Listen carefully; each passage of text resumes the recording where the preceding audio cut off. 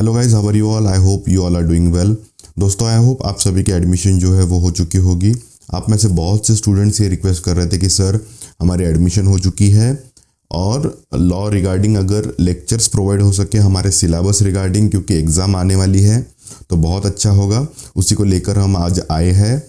आपको शायद ये पता होगा कि थ्रू आउट द महाराष्ट्र जो है वो लॉ का सिलेबस जो है वो लगभग सेम है। सब्जेक्ट आपको कुछ सेमेस्टर में आगे पीछे मिल जाएगा, लेकिन जो सिलेबस है वो लगभग सेम है, टॉपिक सेम है। तो हमने ये डिसाइड किया है कि जो इम्पोर्टेंट टॉपिक है फर्स्ट सेमेस्टर को लेकर उसी के बारे में हम वीडियो बनाएंगे। शुरुआत में हमने डिसाइड किया था कि जैसे हम कॉन्स्टिट्यूशन से शुरुआत कर रहे हैं तो बेसिक ऑफ द कॉन्स्टिट्यूशन और इन सारी चीज़ों को लेकर आए और उसके बाद जो है वो लेक्चर्स शुरू करें। लेकिन जो स्टूडेंट्स की रिक्वेस्ट है और एग्ज़ाम भी जो है वो आपकी नेक्स्ट मंथ ही होगी, इसी के अकॉर्डिंग हम जो है वो लेक्चर्स लेके आ रहे हैं ताकि स्टूडेंट्स को जो है वो एग्जामिनेशन में इसकी मदद मिल सके। और बेसिक्स जो है इसका हम कभी अगले हमारे वीडियोस में कवर करेंगे ताकि जो बेसिक कंसेप्ट है वो भी स्टूडेंट्स की क्लियर हो सके। दोस्तों, शायद आपको ये पता होगा कि आपकी जो फर्दर एग्जामिनेशन है वो ऑनलाइन मोड में कंडक्ट होने वाली है।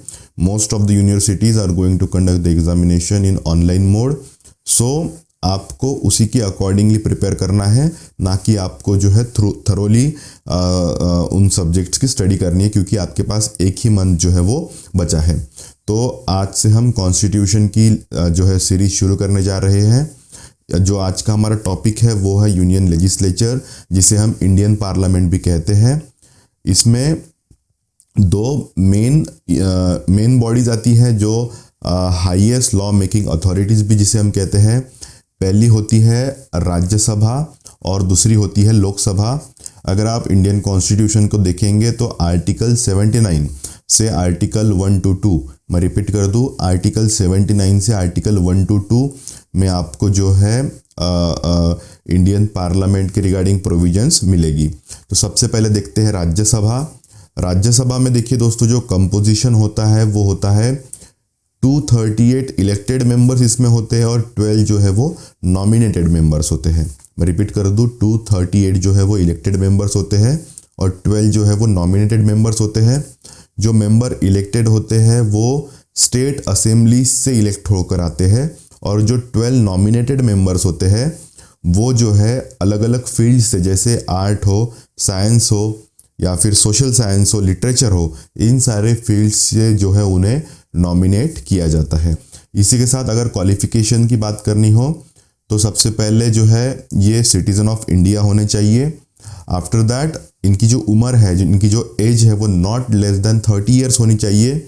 और जिसे हम कहते हैं इंग्लिश में जिसे हम कहते हैं not holding any office of profit under government, या फिर जो अंडर गवर्नमेंट संस्थाएं भी है वहाँ पे जो है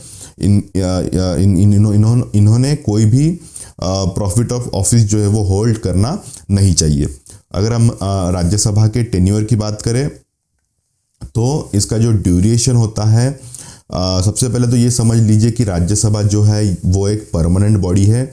इसका जो ड्यूरेशन होता है ये कभी ख़त्म नहीं होता। लेकिन अगर इसका कंपोजिशन हम देखें, ड्यूरेशन के बारे में अगर हम देखें तो ये एक परमानेंट बॉडी है। इसका जो टर्म होता है ऑफिस का वो 6 साल का होता है। मगर मतलब अगर कोई सांसद अगर राज्यसभा में सांसद बनता है तो उसका जो टर्म है वो 6 साल का होता है। इसी के साथ 1/3 मेंबर जो है आफ्टर एवरी 2 ईयर रिटायर होते हैं। जैसे कि मैंने आपको कहा कि ये एक परमानेंट बॉडी है, इसका मतलब ये असेंबली जो है वो डिसॉल्व नहीं होती। इसके जो मेंबर है 1/3 एवरी आफ्टर 2 ईयर जो है वो रिटायर होते हैं। तो आई होप आपको राज्यसभा समझ में आया होगा। इसी के साथ हम लोकसभा हम देख लेते हैं। तो दोस्तों, लोकसभा में जो है एट प्रेजेंट 543 मेंबर्स आपको मिलेंगे। शुरुआत में क्या होता था कि 2 नॉमिनेटेड मेंबर इसमें रहते थे जो एंग्लो इंडियन रहते थे, लेकिन अभी इसको जो है वो एलिमिनेट कर दिया है गवर्नमेंट ने और इनका नॉमिनेशन अभी बंद कर दिया है। इसके रिगार्डिंग एक्ट भी जो है वो पार्लियामेंट में पास हो चुका है। तो ये जो सारे मेंबर्स है अभी आपको एट प्रेजेंट में 543 मेंबर्स लोकसभा में मिलेंगे। क्वालिफिकेशन की अगर हम बात करें तो सबसे पहले सिटीज़न ऑफ इंडिया जो है वो होने चाहिए। After that not less than 25 years, जो उनकी एज है वो 25 साल से कम नहीं होनी चाहिए। और जैसे कि हमने ऊपर देखा कि not holding any office of profit, वो भी यहाँ पर नहीं होना चाहिए। अगर हम टेन्योर की बात करें तो 5 साल का जो है इसमें भी टेन्योर होता है, या फिर जब तक लोकसभा डिसॉल्व नहीं होती तब तक जो है इनका जो टेन्योर जो है वो रहता है। तो ये था राज्यसभा और लोकसभा के रिगार्डिंग। ऐसे ही छोटे छोटे टॉपिक जो इम्पोर्टेंट टॉपिक है वो हम हमारे अगले वीडियो में कवर करेंगे। सो आई होप इस वीडियो से आपको जो है वो जानकारी मिली होगी। ऐसे ही सारे इम्पोर्टेंट टॉपिक के साथ 1 बाय 1 हम हमारा जो टॉपिक है वो कवर करेंगे। और आई होप आपकी जो एग्जामिनेशन है उसमें भी इन सारे वीडियोस की जो आपको हेल्प मिलेगी। Thank you, have a nice time.